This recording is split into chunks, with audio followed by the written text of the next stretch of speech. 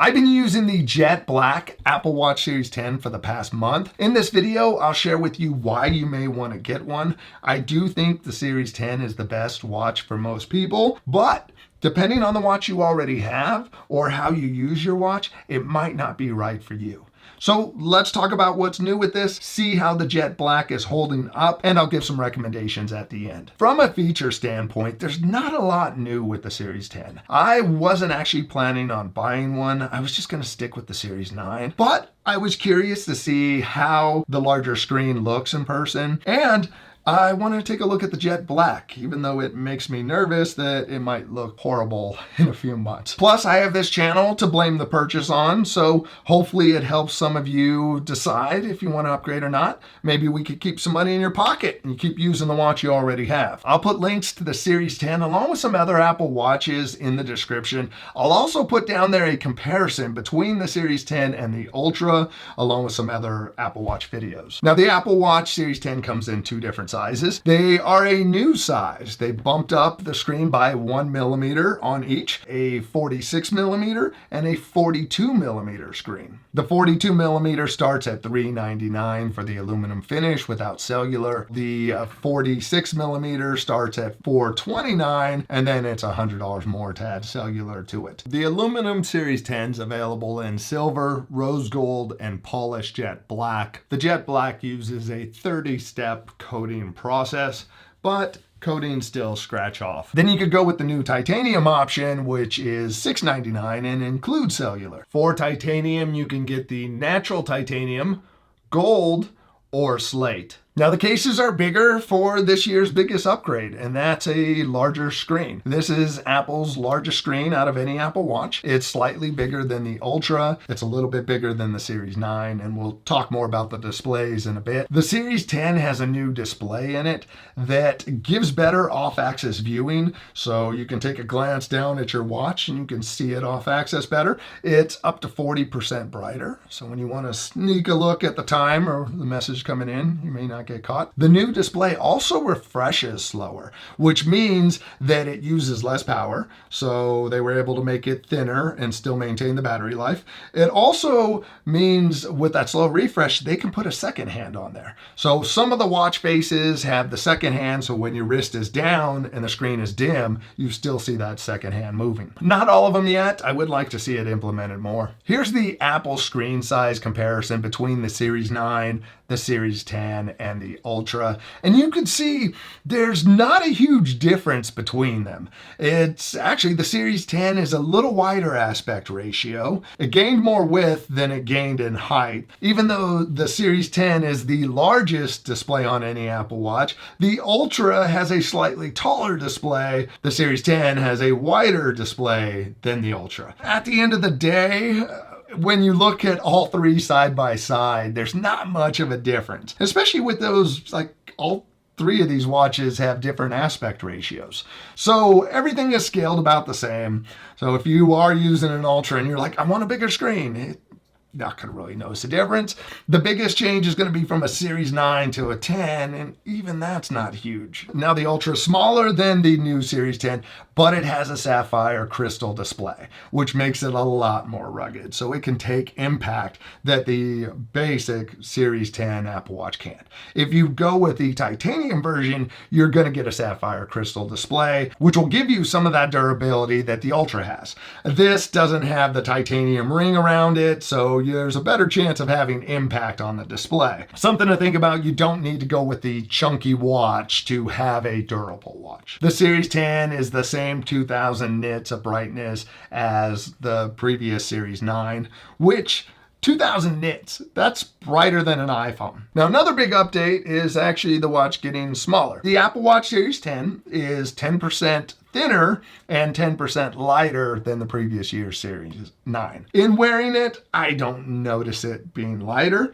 I do notice it being thinner. It definitely sits closer to the wrist. It doesn't have that kind of bulge that Apple Watches have. At first glance, it's not a huge difference from my previous Apple Watches. I think the Series 10 is perfect for daily wear and using anytime. I think it's definitely much better than the Ultra for sleep tracking, just just being a smaller watch, especially I know sometimes in bending the wrist, just that extra thickness of the Ultra isn't as comfortable. I actually saw a comment pop up today about someone not liking wearing the Ultra because of its size for sleep tracking. Something to think about if you are thinking about going with the Ultra and you already have an Apple Watch, you might want to keep that watch so that you can use that for sleep tracking and then the Ultra for everything else. I actually use the Ultra primarily during the day, and then in the evenings and for sleep tracking, and in the morning I wear the Series 10. For the past week, I've been making sure to wear nothing but the Series 10 just to see if any dings or scratches pop up on it. Now this year's Series 10 has this new jet black color. They also have the new titanium finishes. You have the natural titanium, the gold, and the Slate titanium. I like the look of the Slate titanium, but it makes me just as nervous as the Series 10. Because the problem with all these Apple Watches is that they're a coating on there. And that's one of those things I do want to throw out a word of caution to everybody, that when you go with darker Apple devices, it's a coating. Like this is a 30-step coating. But the moment it hits the right thing, it would scratch and it's going to show bare aluminum underneath that. That's also an issue with the Apple Watch Ultra in black. There's pictures showing up of people that have little dings in the titanium. This definitely makes me more nervous on the longevity of it. But in using this so far, there's no scratches or cracks on the display. I'm not seeing any kind of even fine scratches on the side. Really, I don't abuse my watch. I mean, if I'm going to do something physical, I'll probably take this off. Where the Ultra, because of its extra durability, I'm going to keep on. But overall, so far in the past month, no issues that I'm seeing from the finish. I love the sports loops. These are so comfortable. You could get the perfect fit on them. And this year, Apple introduced a all black looking color. I do like on this that the screen does disappear into this glossy jet black color. Now, in the way of durability, this is going to hold up for everyday use. If you're going to get physical, you're going to start moving, cleaning out the garage, take the watch off. Or you might want to have a case on this. If you do a lot of stuff that you might impact your watch, the aluminum Apple Watch is not going to be for you. You should definitely think about going with the titanium in the Series 10, or if you want even more of a durable watch, go with the Ultra. What adds to the durability is that the Series 10 titanium has the glass that curves into the case, where the Ultra has a titanium rim around it. It gives you that additional protection. If you're on the fence about getting an aluminum Apple Watch, you probably shouldn't. Or get a case for it. And also consider going with one of the lighter colors. Because if you do go with just the bare aluminum, if you did get a scratch in it, you're not going to notice it. In the case of my titanium Apple Watch Ultra, I haven't noticed any scratches or dings in it because it's that color all the way through. So just something to think about. If you want to go deeper into the differences between the Ultra and the Series 10, definitely check out my comparison video at the end of this one. Next update is fast charging. The Apple Watch Series 10 is thinner than previous generations, but it still maintains Apple's 18 hours of battery life that they've had since the beginning. First Apple Watch came out. 18 hours of battery life. For most things, that's fine. Where the problem lies with battery life is when you're using your watch for working out throughout the day and for sleep tracking, you need to charge at some point. With the Series 10, it can charge from 0 to 80% in 30 minutes, where the Series 9 charged from 0 to 80% in 45 minutes.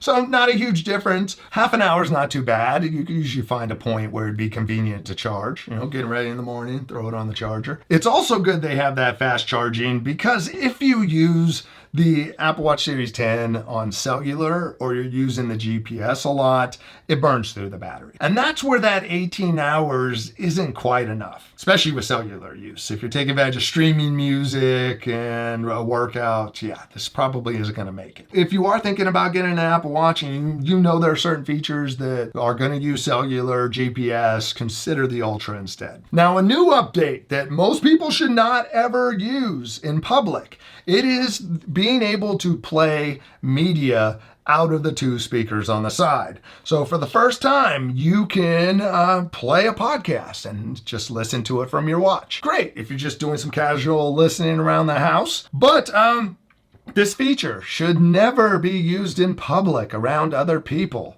It is not cool. That is rude. No one wants to hear it. Also, public speakerphone talkers walking around talking. Everyone has to hear your conversation. Knock it off. People can't stand it when you walk by. And I know at least one of you out there needs to hear this. Not cool.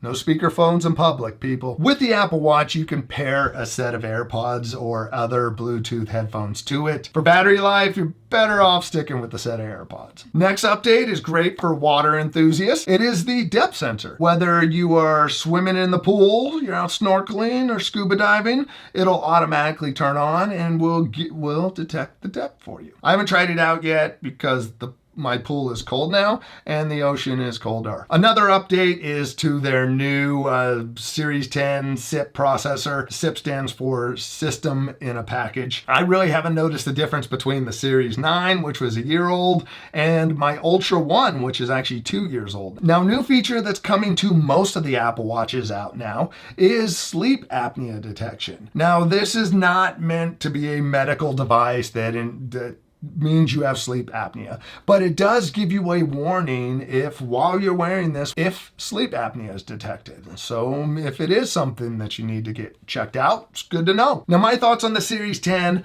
I like the look of it. I do like the jet black. I'm glad I'm not seeing any kind of marks on it yet.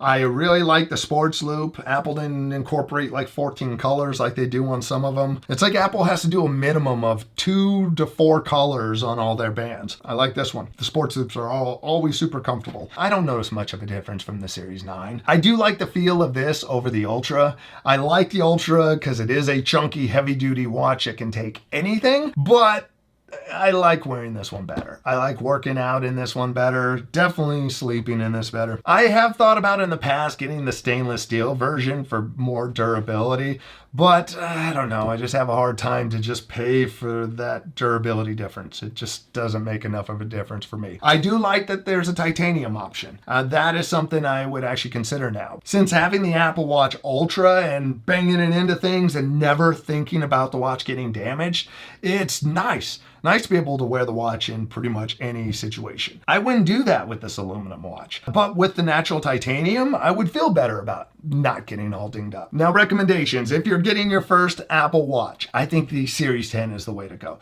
You're going to get like every feature out there. The Ultra has a stronger GPS or an additional GPS in there that's more accurate, and you got the battery life on it and the more rugged case. But when it comes down to the software and functionality, there's not going to be much difference there. Now, if you own an Apple Watch 6 through 9, I can't really recommend upgrading unless you know there's a feature that you want. If you have a Series 9, I really don't know why you would upgrade. Now, if you have anything below a 6, this was going to be an awesome upgrade for you. I like the thinner design. I like the larger screen, but it's not a huge difference from the previous version. Now, if you work with your hands or you might bang your watch into stuff, definitely don't go aluminum. Go with titanium. Also, with that extra money on titanium, you are going to get cellular. Even if you don't use it, it can be there for emergencies. If you did have an issue, you can always get help. Or go with the Ultra instead. I think if you've bought an Apple Watch in the past few years, this is the year you sit and wait. You keep that credit card in your pocket and see what next year brings. What are your thoughts on the Apple Watch Series 10? Are you thinking about getting one? Do you have one? Or are you wearing an Ultra? Let us know in the comments section. If you found this video helpful, please consider subscribing and giving it a thumbs up. Next, check out this video over here for an in-depth comparison between the Series 10 and the Apple Watch Ultra. Or you can check out this video here, which is my 2-year Apple Watch Ultra video. Either one of those, I'll see you over there. Thanks for watching. Bye.